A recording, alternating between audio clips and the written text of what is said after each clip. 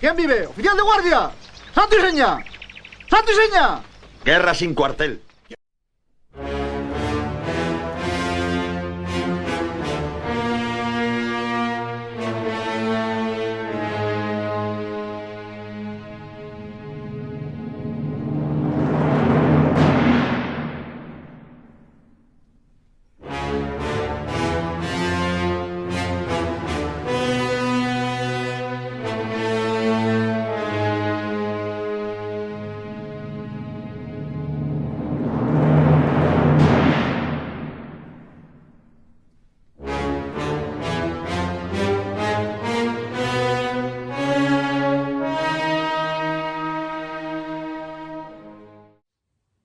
Bienvenidos a Santo y Seña.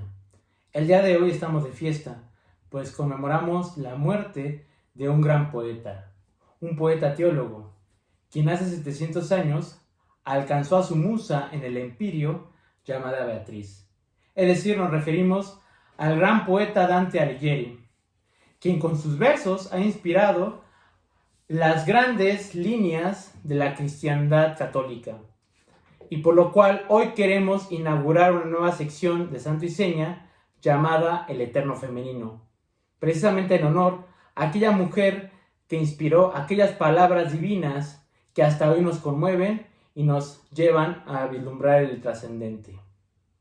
Por lo cual vamos a encomendar este programa a la Santísima Virgen María. Y qué mejor que recurrir a las mismas letras y las mismas palabras de nuestro poeta, Dante Alighieri, quien en su canto 33 del Paraíso de la Divina Comedia, en la voz de Bernardo de Claraval, hace una conmemoración, una alabanza a la Virgen María. Por lo cual vamos a recitar los siguientes versos en la voz de nuestro amigo Íñigo Alonso para iniciar este programa. En nombre del Padre, del Hijo, del Espíritu Santo. Amén. Santa Virgen y Madre, hija de tu Hijo, alta y humilde como no hay criatura, del plan eterno, en Dios término fijo. Nuestra naturaleza a tal altura, tú elevaste, que aun siendo hecha de cieno, no rehuyó su hacedor el ser su hechura. Volvió a encenderse amor en tu almo seno, y a su fuego la blanca rosa alcanza, plena germinación en su terreno, antorcha eres de amor en la bonanza. Santísima Virgen María, ruega por nosotros. En nombre del Padre, del Hijo y del Espíritu Santo. Amén.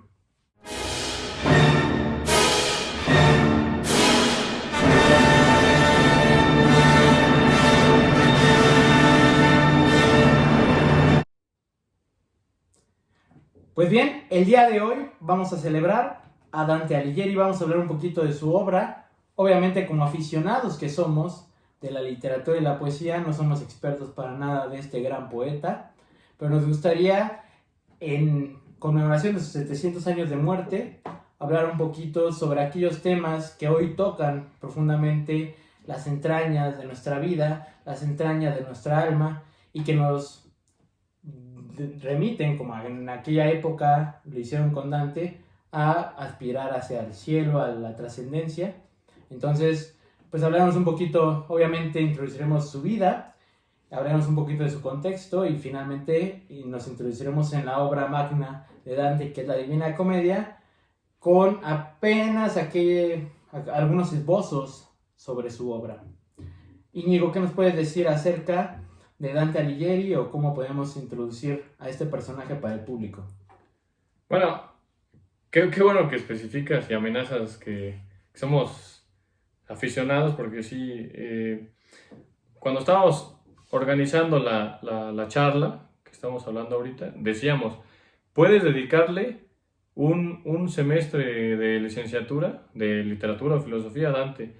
No, puedes dedicarle toda una carrera a Dante. No es cierto, puedes dedicarle toda tu vida a estudiar la obra de Dante y en específico la comedia, y habría valido la pena totalmente.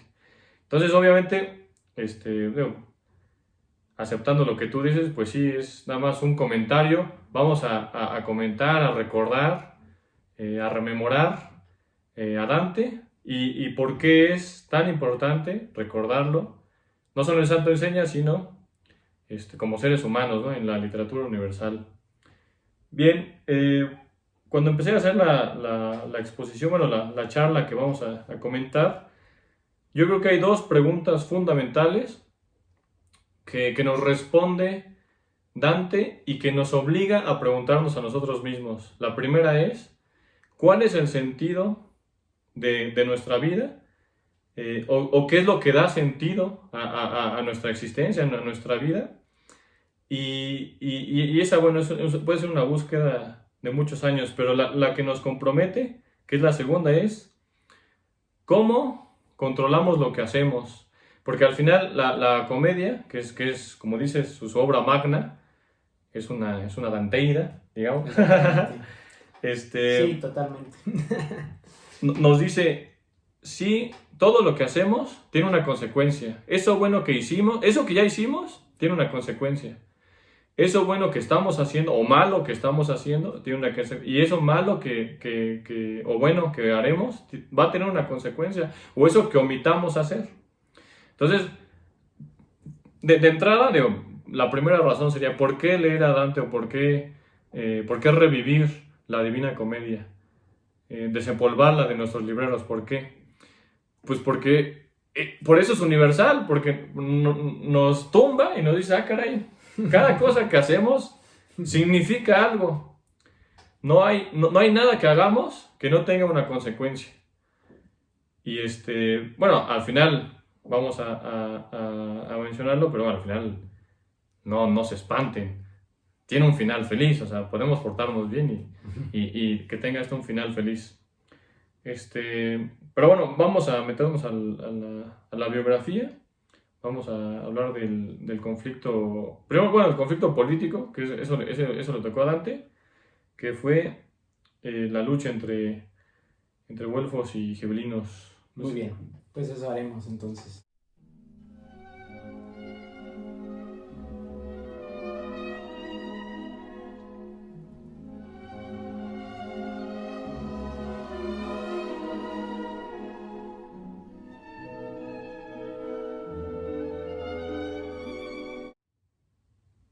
Pues bien, de acuerdo a lo que dijo nuestro amigo Íñigo, en efecto, creo que Dante nos habla de hace 700 años a nosotros y creo que todavía nos puede dar un mensaje, sobre todo en nuestra época, donde ese sentido de la trascendencia se ha perdido bastante, no solamente en el sentido religioso, católico y cristiano, sino también en un sentido trascendente de vida. Y creo que Dante lo remarca muy bien en su obra. De manera que, bueno, introduciendo un poquito la vida de Dante, vamos a ser muy breves respecto a este punto que es fundamental, sobre todo para aquellas personas que no conocen a Dante. Pues decir que Dante nace en el año 1265 en Florencia, pues desde niño nada más en una familia, pues digamos, acomodada dentro de la aristocracia florentina. Sí, pues de hecho era noble. Exactamente, era noble, va a recibir la educación de la época, es decir, pues un componente de las artes liberales que en aquella época, en la Edad Media, se acostumbraba a estudiar. Estamos hablando de la retórica, la gramática y la dialéctica. Él principalmente se va a dedicar a la filosofía, le va a gustar mucho la filosofía, pero también a la par va a desarrollar su talento poético y se va a adiestrar en una escuela llamada Stil Nuovo, que en esa época en Italia estaba en plena efervescencia, con personajes como Guido Guinizelli y Guido Cavalcanti, quienes de hecho van a ser amigos de Dante y van a aparecer en su magna obra. Dante posteriormente va a crecer, a los 9 años conoce al amor de su vida, quien va a ser aquella mujer que va a inspirar esos versos en un futuro, en la Divina Comedia, quien es Beatriz Portinari. A los 9 años la va a ver, nunca le va a hablar. Él comenta en su obra La Vita Nuova que se va a enamorar a primera vista y pues de ahí jamás la va a volver a ver hasta 9 años después, a los 18 años, cuando él cumple 18 años, que tiene un segundo momento en que la vislumbra. Posteriormente, lamentablemente, que no le habla precisamente, que es pues ese amor distante que a veces tienen los poetas, ¿no? Y que pues al final como toda historia pues un poco dramática, va a morir Beatriz en 1291, si mal no recuerdo, a los 24 años. Y precisamente Dante, a partir de ese momento, va a ser un hito para entrenarse pues en su vida. Y precisamente él va a adiestrarse, él mismo dice en su biografía, o por lo menos Boccaccio en su biografía, que va a ser el primer gran biógrafo de su vida, va a decir que Dante preparó su pluma para escribir algo digno de esa mujer, de Beatriz, que posteriormente va a llegar con Dante Alighieri. No, y de hecho Boccaccio es el que le pone lo de Divina a la Divina Comedia, es por Boccaccio. Exactamente.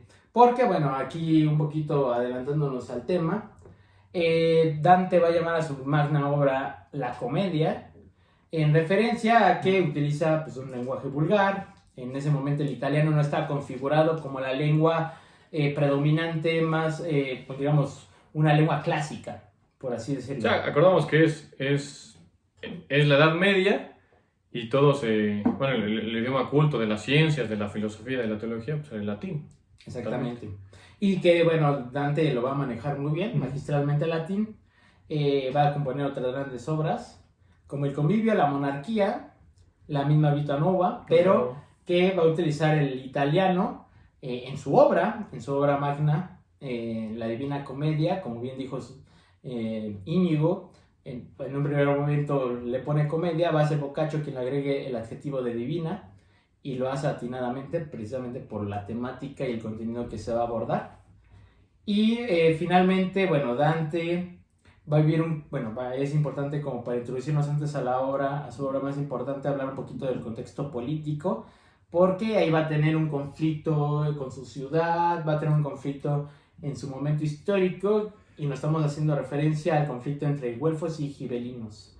Íñigo, ¿qué podemos hablar de este conflicto que se desarrolla no solamente en Florencia, que es la ciudad propia de Dante, sino en toda la bota itálica y más allá, es decir, hasta el Sacro Imperio Germánico? Sí, bueno, yo creo que es importante como tener toda la visión de que antes no había un país, una nación como lo conocemos ahora. O sea, en la Edad Media pues había reinos, ¿no? Y había casas que eran familias y ellas se peleaban entre sí. Unas tenían un interés, otras otro. Entonces los güelfos querían que la autoridad sea el papa. O sea, la autoridad sea la iglesia es el que quita y pone emperadores. Y los gibelinos son, no, es que mejor que sea el emperador, sea el que gobierne, el del Sacro Imperio Romano Germánico, sea el que tenga el poder en los hombres. Entonces, bueno, eso es un acontecimiento histórico, pero estaba muy metido Dante en el conflicto. Primero es de un lado, luego del otro, y al final se queda en el justo medio. No deja de ser filósofo medieval. Y bueno, pero lo importante es varias de las cosas de Dante, varias de su trabajo es político. O sea, sí es filósofo, es poeta, pero es político totalmente, de los buenos políticos. Entonces nace este conflicto. Él de hecho también fue soldado, fue guerrero. Entonces tiene la parte de la batalla. Va a combatir en la batalla de Campaldino en 1289, precisamente en el bando de los güelfos. Él pertenecía por familia a los güelfos, quienes defendían la autoridad papal sobre la autoridad imperial. Pero bueno, vamos a ver una transformación a lo largo de su vida que lo va a llevar no solamente a cambiar de bando, sino hasta superar este conflicto, tratando de buscar una comprensión. Sí, supera esta dualidad para obviamente con argumentos, para llegar ahí al justo medio. Precisamente, bueno, me gustaría comentar un poquito sobre este conflicto, porque es un conflicto que antecede a la modernidad. Es decir, estamos hablando de un conflicto entre dos poderes que en la Edad Media funcionaban como armonía, es decir, la armonía del poder religioso y el poder político, el Papa y el Emperador, que por lo menos con Carlomagno en el siglo noveno, entre el siglo VIII y IX, que va a ser coronado por el Papa, va a establecer como la primacía del papado, pero en armonía precisamente con el emperador. Cuando llegamos a este momento, el siglo XIII, ya estamos muchos años después, la Alta Edad Media, donde estamos en una crisis precisamente de la época, en el cual precisamente el poder imperial se pone en conflicto con el poder papal. Como bien dijo Íñigo, este conflicto va a dividir en dos facciones principalmente, los güelfos que apoyan el poder papal, los gibelinos que apoyan el poder gibelino, y que van a iniciar precisamente con una reivindicación que va a tratar de hacer en el siglo XII Federico II de Hohenhausen, perdonen la pronunciación, y que se va a desarrollar hasta la época de Dante. Particularmente en la Florencia de aquel momento, pues principalmente Florencia va a ser una ciudad dominada por los güelfos, que por diferentes acontecimientos va a ser tomada por los güelfos negros, quien va a ser una limpia en la ciudad, estableciendo su predominio. Van a sacar a muchos güelfos blancos, con ellos a Dante, de manera que Dante a los 37 años aproximadamente se va a ver en el exilio y nunca más va a pisar Florencia. Esto, ¿por qué lo mencionamos? Sencillamente porque va a ser muy importante en su obra, y de hecho en la obra de Dante vamos a ver a varios personajes políticos del momento, de la época, que estuvieron en este conflicto, como Manfredo de Sicilia, muchos papas como Bonifacio VIII, Clemente V y otros tantos, desarrollándose pues en esas esferas sobrenaturales que fue el infierno, el purgatorio y el paraíso. Entonces, bueno, es un poquito interesante conocer este contexto porque va a influir muchísimo en la obra de Dante Alighieri. Sí, de hecho, la parte de lo que decíamos el idioma vulgar, que es el italiano, que bueno, el poeta lo enaltece y lo escribe de la manera más elegante en sus libros, y en específico en la Divina Comedia. Ese también es un acto político, porque al final es, como decíamos, el latín era el idioma de la ciencia y de la filosofía y la teología, y entonces él se quería acercar, obviamente no al pueblo llano, sino a los burgueses y al pueblo que no necesariamente estaba dentro de la élite aristocrática, pero que también merecía leer, y merecía leer buena poesía. Entonces, digamos que es un artista que se merece a su pueblo, y entonces escribe en razón a lo que pasa. Bueno, entendamos bien que no era una nación Italia estaba dividida, entonces era florentino el idioma era de Florencia. Después ya se masificó a toda Italia, y después ya en el Renacimiento el italiano es el idioma ya culto, digamos, en la poesía y en la literatura.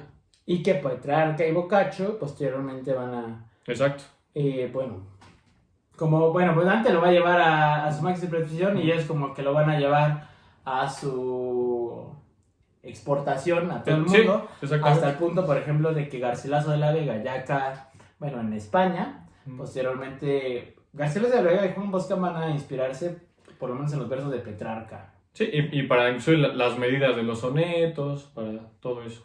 Y bueno, aquí vamos a hablar ya un poquito introduciéndonos, porque recordemos que esto solamente es una introducción, un comentario, no pretendemos de ninguna manera tener el conocimiento preciso y profundo de la obra de Dante, sería sumamente presuntuoso. Sí, es nada más recordarlo, y para el que ya lo leyó, que lo vuelva a leer, y para el que no lo ha leído, una invitación a que se introduzca a la Divina Comedia. En efecto, como bien dice Íñigo, pues lo que queremos es invitarlos a leer la obra, y pues solamente es lo que nosotros hemos visto en esta gran Divina Comedia para compartirlo con ustedes. Antes de entrar propiamente a la obra, me gustaría explicarles al público cómo está estructurada la obra ya de la Divina Comedia. Antes de eso, sin embargo, me gustaría decirles un poquito, tomando este punto político, que Dante en un primer momento va a ser un güelfo blanco, sobre todo por ascendencia familiar, convencido, posteriormente por una purga que va a realizar un rey francés llamado Carlos I d'Anjou en Florencia y que finalmente va a tomar poder con ayuda del Papa y van a desterrar a Dante en el año 1302.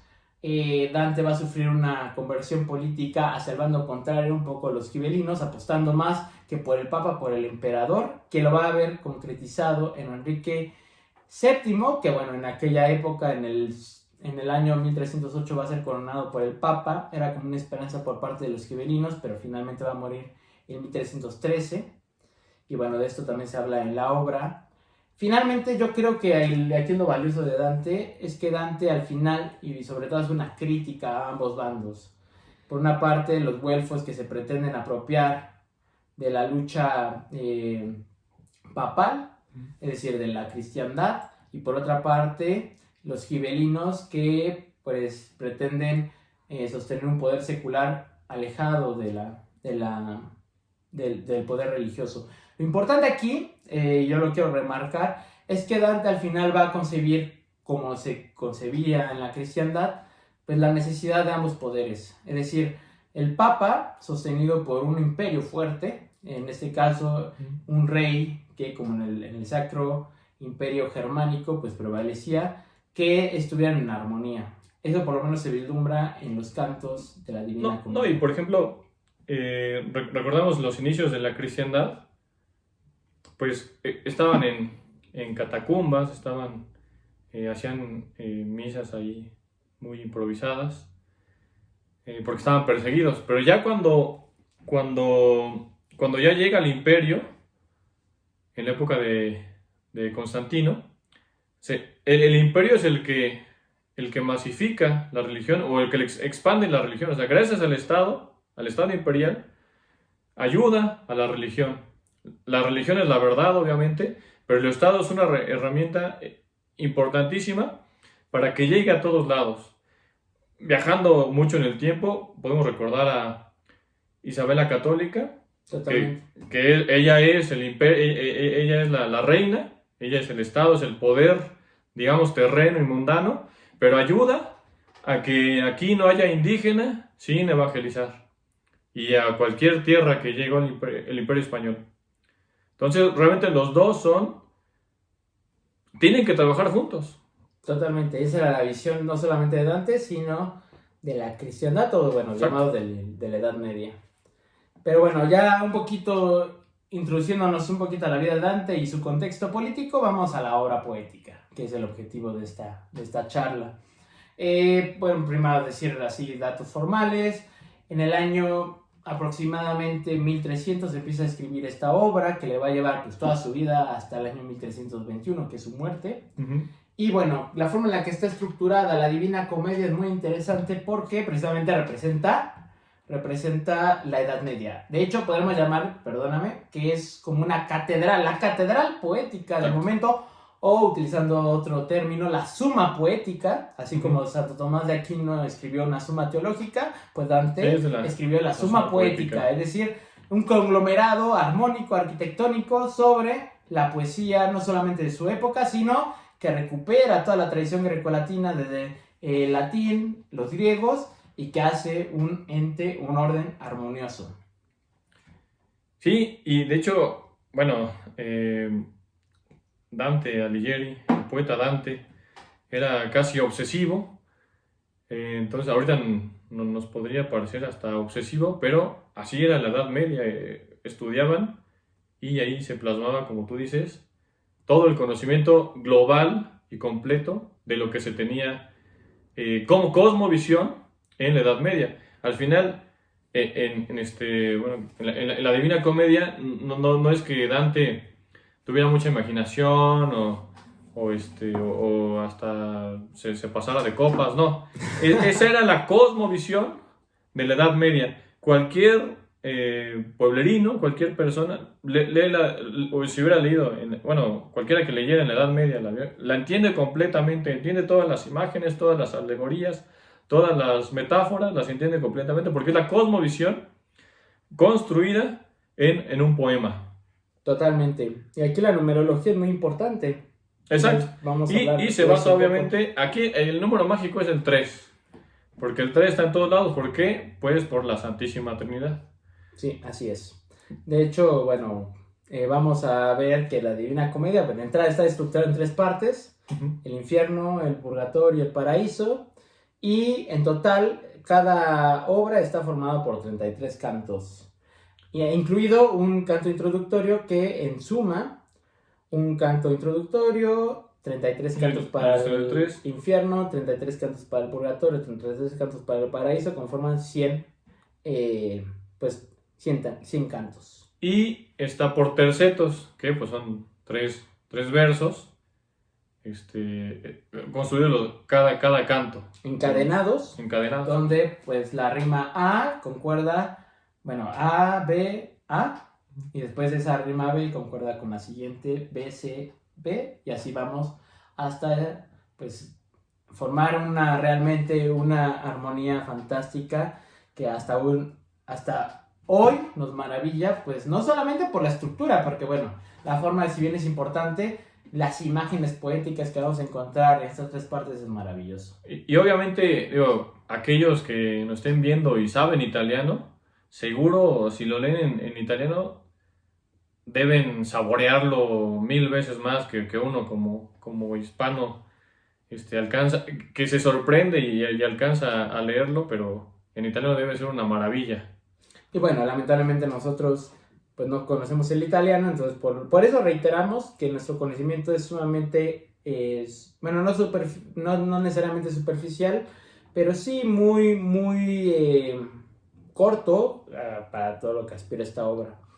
Nosotros solamente venimos a invitarlos a leer primero y segundo a compartir nuestras experiencias con esta magna obra. Y bueno, me gustaría como comentarles también cómo se conforman estos 3 lugares, porque bueno, también la poesía de Dante es muy visual, no en tanto como una pintura, sino que nos hace imaginar todo un universo, y precisamente también está conformado por la numerología. Es muy importante la numerología, de manera que el infierno va a estar conformado por 9 círculos que están conformados por un cono invertido que, bueno, va hacia debajo de la tierra. Posteriormente el purgatorio, que precisamente está en el lado austral, es decir, en el otro lado de la tierra, porque bueno, para la cosmología de esa época el mundo era una esfera y por lo tanto dentro de las entrañas de la tierra está el infierno, más allá de él está el purgatorio, que se encuentra en una isla conformado por 7 cornisas, que son los 7 pecados capitales, donde todos los condenados, bueno, no los condenados, perdón, los purgantes, la iglesia purgante va poco a poco eliminando sus pecados, pero que aunque sean 7 pecados y 7 cornisas, también son 9 partes. Tenemos un ante el purgatorio, posteriormente a las 7 cornisas y finalmente hasta la cima de aquel monte tenemos el paraíso, aquel paraíso donde estuvo Adán y Eva. Y finalmente también se conforma el paraíso por principalmente los 7 planetas, Luna, Mercurio, Venus, etc. Y finalmente llegar al cielo y el imperio. Es decir, hay una estructura realmente armónica, numerológica, muy interesante. O sea, todo lo que hizo Dante lo hizo con suma precisión y con conciencia de lo que hacía. No sé si quieras comentar. Sí, bueno, es que yo hice aquí un cuadrito, que justamente es Luna, Mercurio, Venus, Sol, Marte, Júpiter, Saturno, el cielo estrellado, el cielo estático y el empirio, que es, bueno, que ya al final es, pues ahí está Dios. Y... Muy bien. Pues vamos a hablar un poquito. Bueno, hay muchas interpretaciones sobre este texto. Solamente quisiera mencionar que a lo largo pues, de los años se ha dado diferentes interpretaciones. En un primer momento está la literal. La literal, pues, que consiste en que Dante está en un inicio en un bosque salvaje, en un bosque oscuro, una selva oscura, como él lo menciona. Y finalmente se encuentra con 3 bestias que son pues una pantera, un león y un lobo. y precisamente llega un personaje que es muy interesante, que es Virgilio, un escritor romano del siglo I a.C., quien, además de que es la figura emblemática de Dante, pues lo lleva a un viaje hacia las cavernas del infierno, hacia la montaña, ascendiendo hasta el paraíso terrestre, en el purgatorio y finalmente al cielo, conociendo la esencia divina. Esto sería literalmente, pero también hay otras lecturas. No sé, Íñigo, si nos quisieras comentar qué otras visiones podemos interpretar, este canto, este poema tan magnífico. Sí, obviamente está también la parte alegórica, la parte anagógica, bueno, y obviamente la que hemos dicho, la parte literaria, todo el sabor de por qué es artístico esto. Pero bueno, yo quisiera como cambiar de tema un poquito Sí, y decir, bueno, lo que platicamos hace rato de por qué la visión de la Edad Media era completa. Bueno, esto es la cosmovisión y la catedral de que decías que era algo completo. Y bueno, es básicamente porque es un escrito poético, obviamente, es un escrito político, como ya habíamos dicho, pero también tiene de psicología, porque es la primera obra que habla en primera persona del yo. Yo, el bosque oscuro, empieza a hablar y yo me encontré con Virgilio, etc. Entonces, esa manifestación del yo en la literatura, bueno, es la parte psicológica o nociológica, más bien. Obviamente la parte ética, porque pues nos viene a mostrar todas las consecuencias de nuestros actos. La parte moral y ética. Y la parte, digamos, teológica también.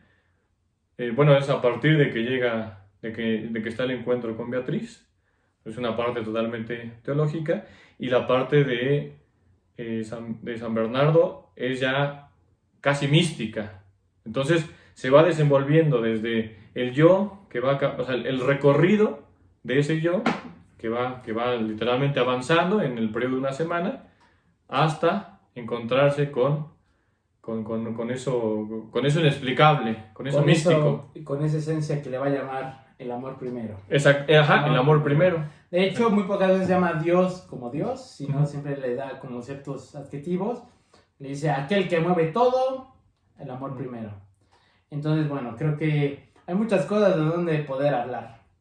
Y recuperando un poquito lo que dijo Íñigo, yo quisiera tratar de hablarles un poquito sobre, pues precisamente esta visión que podemos tener del ascenso. Precisamente, bueno, tenemos tres diferentes lecturas. Tenemos la literal, que ya mencioné un poquito, la alegórica, que la alegórica, bueno, en pocas palabras, la alegoría consiste en tratar de, con una imagen sensible, retratar una imagen abstracta. En este caso, por ejemplo, tenemos en el primer canto que Dante se encuentra en una selva oscura que alegóricamente podría representar el vicio, la perdición, la condena. Se encuentra con tres diferentes bestias: la pantera, que desde un punto de vista alegórico podría significar la lujuria; el león, que significa la soberbia; o posiblemente también pues tenemos a la loba, que representa la avaricia. También desde este punto de vista alegórico, precisamente podemos hablar de cómo Dante del vicio pasa a la virtud. De hecho, todo el purgatorio está conformado por una visión alegórica donde encontramos a las 7 virtudes representadas como mujeres, doncellas que pues protegen el ascenso de Dante. Y finalmente, bueno, llegamos al paraíso, donde está una constelación de querubines, ángeles, etc. Sin embargo, también lo podemos leer desde el punto de vista político. Políticamente, por ejemplo, la pantera, en vez de representar la lujuria, podría representar a Florencia. El león podría representar a la casa de Francia, que Dante va a detestar a la casa de Francia, sobre todo porque pues los franceses van a ser la mano derecha de todos aquellos papas corruptos desde el punto de vista de Dante que van a lograr la decadencia de Florencia.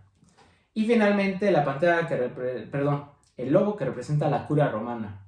Esta curia que ya está podrida. Recordemos que estamos en la Alta Edad Media, donde el Vaticano pues no tenía... Estamos en el cisma de Occidente, donde también los papas se afrancesan un poco, se van a Aviñón, etc. Entonces, bueno, ahí hay una visión claramente política desde este punto de vista y que finalmente se va a representar en diferentes lugares.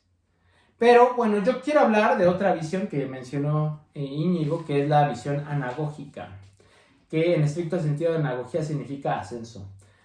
¿Por qué? Porque, bueno, nosotros estamos acostumbrados a vivir un mundo laical, lineal, inmanente. Pues precisamente Dante hay que contextualizarlo en su momento, pero nos habla de una visión trascendente. Es de una visión trascendente de un ascenso hacia otra dimensión más profunda y obviamente verdadera.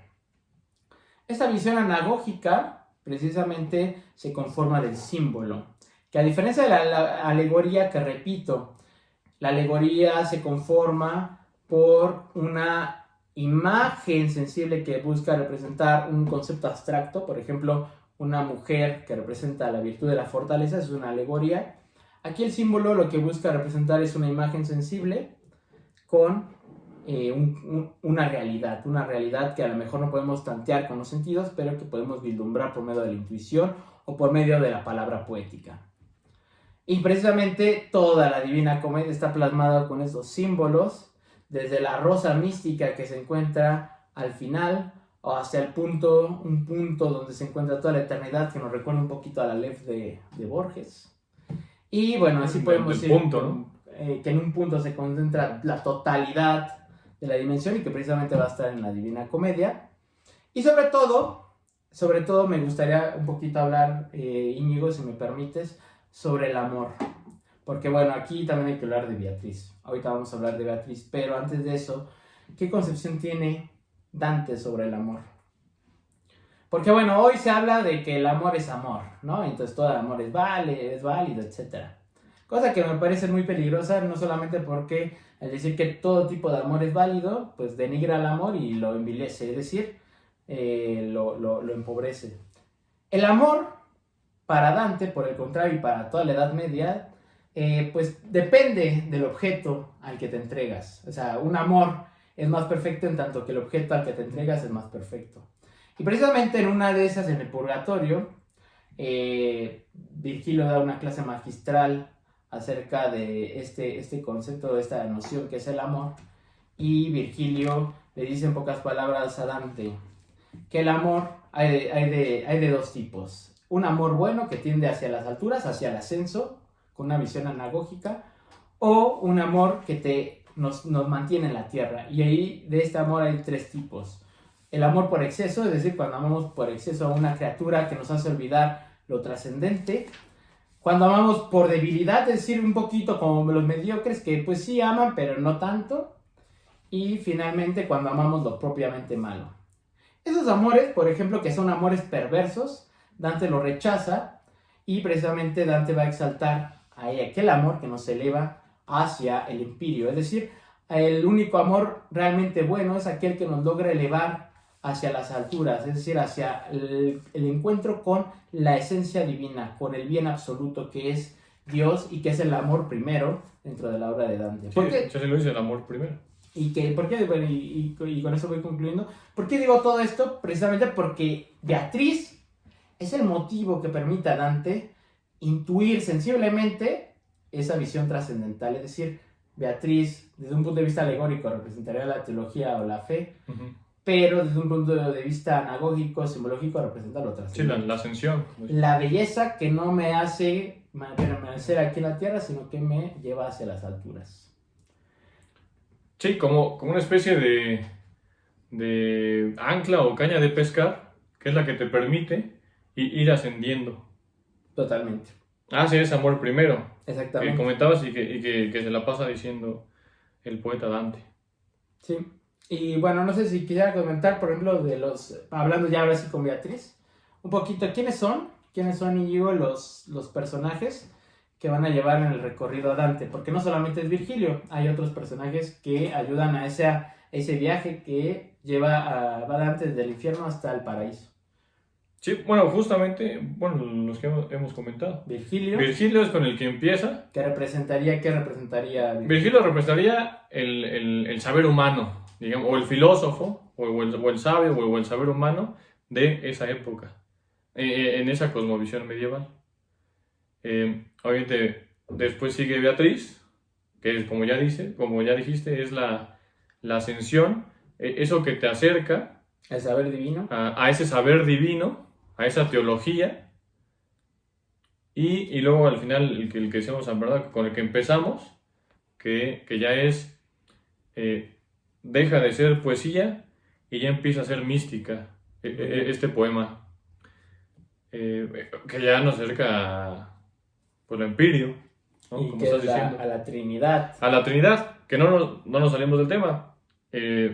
Este libro pues es en honor a la Santísima Trinidad y en honor también a los hombres, para que todos los hombres puedan entender eso.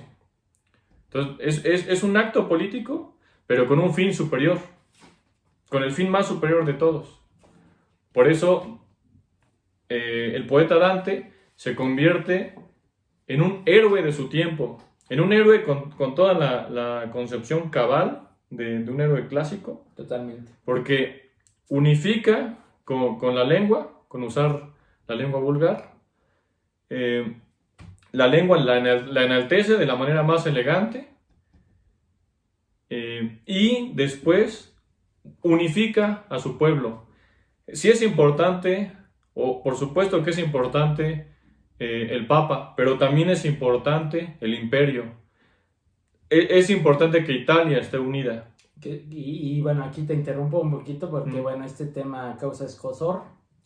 En la Edad Media, precisamente una época donde la cristiandad prevalecía, pues Dante, y lo podemos ver en el infierno, condena a muchos papas. Entre ellos, Celestino V, que propiamente no está en el infierno. Él se encuentra en el antiinfierno, es decir, en una zona como media reservada para aquellos que no se atrevieron a tomar partido. En este caso Celestino, precisamente la acusación que hace Dante a Celestino V es que pues nunca, o sea, no tomó partido y sobre todo renuncia al papado. Es el primer papa que renuncia al papado en vida y precisamente lo ponen en el antepurgatorio. Posteriormente la iglesia lo va a santificar, entonces bueno, obviamente Dante no es parte del canon de la teología, pero bueno, es interesante esto de que un cristiano convencido como Dante mete a un papa al infierno y a otros tantos.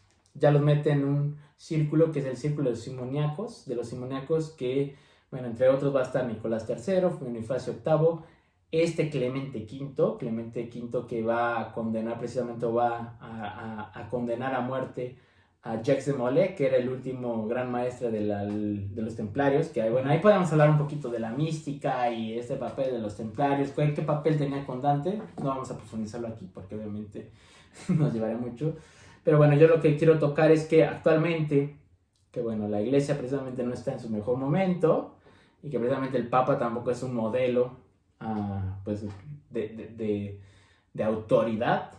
Precisamente darnos cuenta que en esa época de mayor cristiandad se criticaba abiertamente a los papas y había este valor por parte de los cristianos y no estaba en contra de la obediencia. Precisamente Dante siempre tuvo una obediencia a la Iglesia Católica encomiable. Y bueno, nosotros también en este sentido, pues tratar de entender que la obediencia no es ciega, la obediencia tiene que ver con la razón, y precisamente Dante va a combinar precisamente esas dos grandes facultades que son la razón y la fe en armonía, no solamente en su obra, sino también en su vida. Y precisamente aquí está la visión coherente de Dante.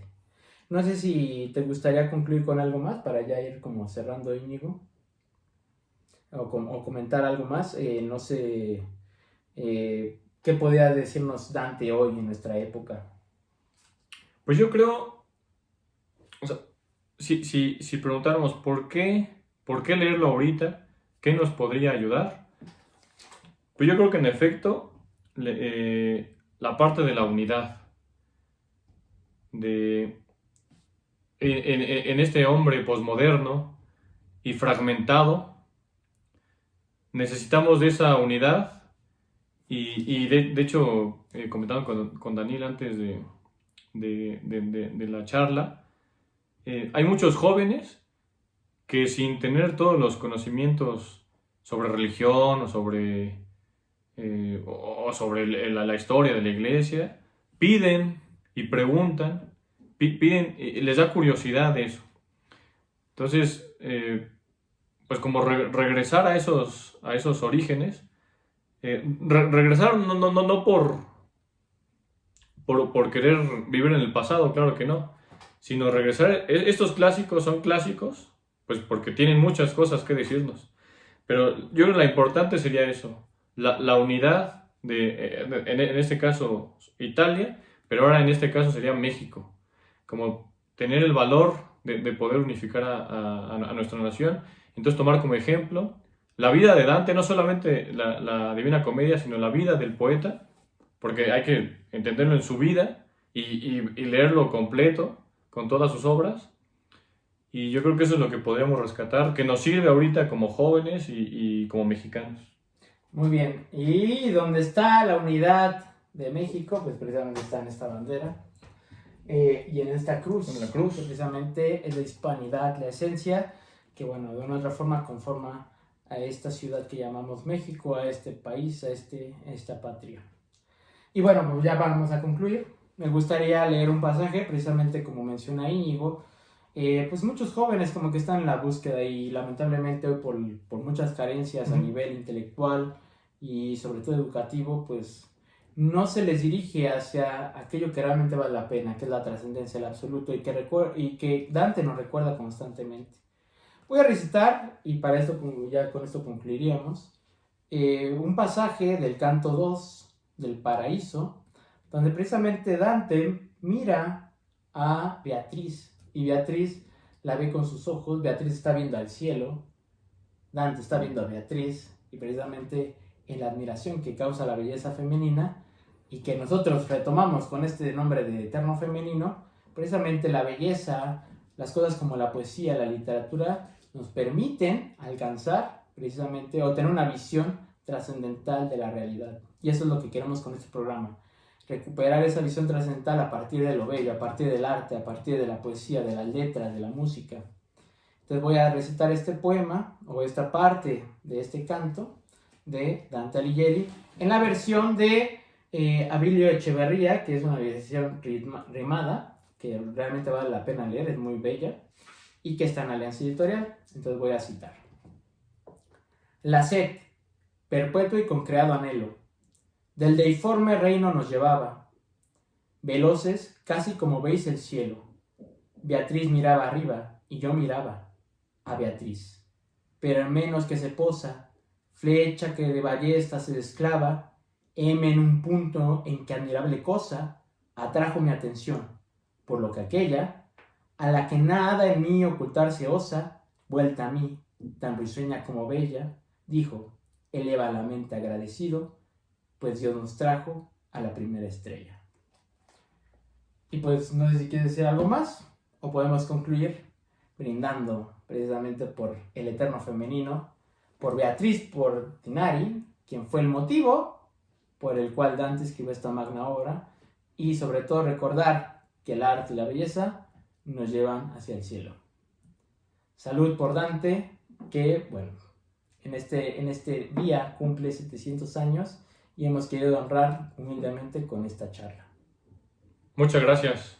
Muchas gracias por vernos y hasta la próxima. ¡Viva Cristo Rey! Viva Cristo Rey. Hasta luego.